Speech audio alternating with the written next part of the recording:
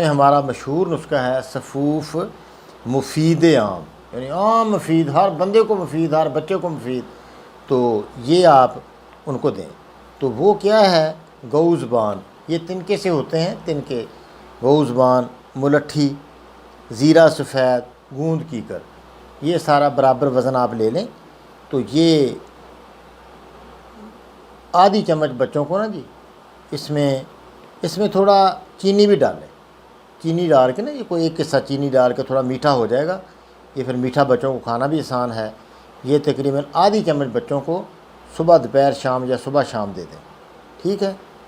تو اس سے بہت فائدہ ہوتا ہے، تو اللہ پاک آسانی کر دیتا ہے۔